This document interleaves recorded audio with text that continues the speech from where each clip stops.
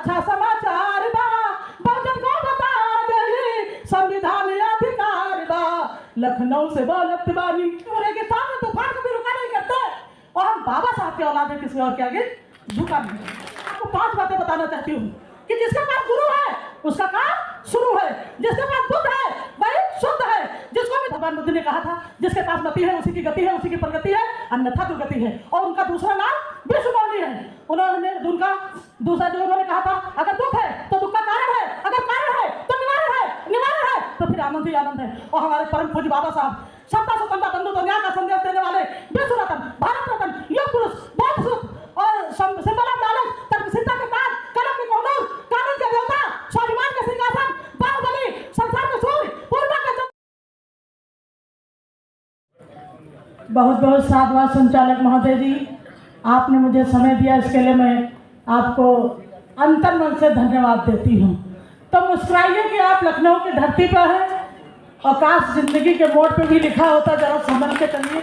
तो आइए थोड़ा इंतजार का मजा लीजिए।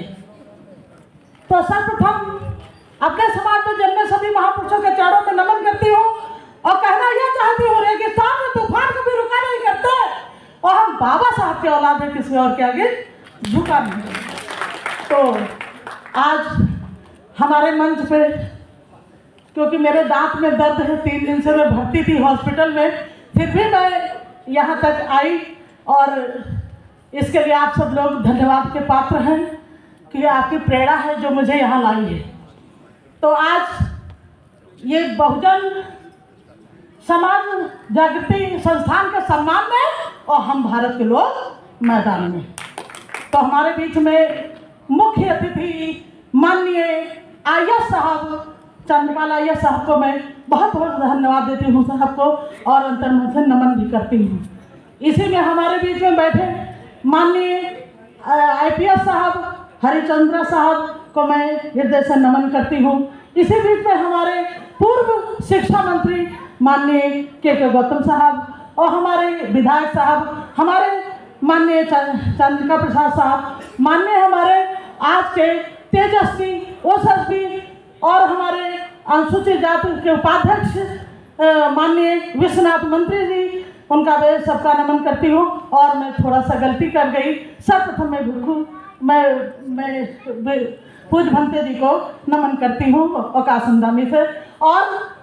और हमारे बीच में जो संचालन कर रहे हैं हमारे चंद्रा साहब, मैं उनका बहुत नमन आभार करती हूँ। और हमारे बीच में इधर परम आदरणीय बड़ी बहन और जो आज ये UPSC में जो सिलेक्शन हमारे बेटा जो माननीय साहब का बेटा है तो हमारे समाज का बेटा है, मैं इसके लिए सबको धन्यवाद देती हूँ। और हमारे इस प्रांगण में जितने भी लोग बैठे भाई बहन हमारे, उनके लिए मीडिया लोगों और प्रशासन सबका मैं नमन आभार करती हूँ।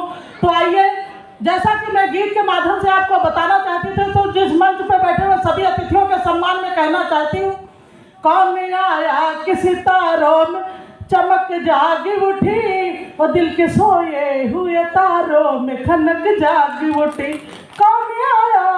और आप सबके सम्मान में कहना चाहती हूँ, अच्छा समाचार बा बहुजन को बता दे संविधान अधिकार बा लखनऊ से बोलत बानी।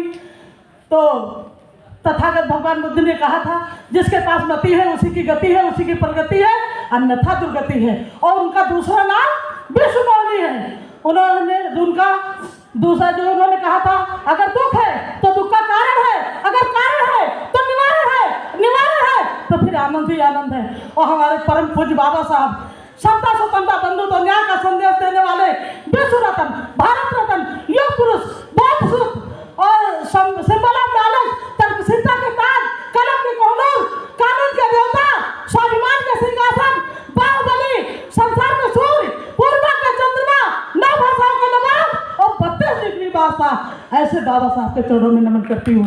उन्होंने कहा था शिक्षित बनो, संगठित रहो, संघर्ष करो।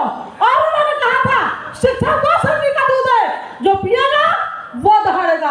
और उन्होंने कहा था किताबें चुप रहती हैं लेकिन आपको बोलना सिखा देती हैं। एक हमारे नरम गुरु, एक गरम गुरु, एक सॉफ्टवेयर, एक हार्डवेयर, एक कीबोर्ड, एक रिमोट। तो हमारे नरम गुरु शिरोमणि रविदास साहब, उन्होंने कहा था मत गंगा तो कठौती में गंगा।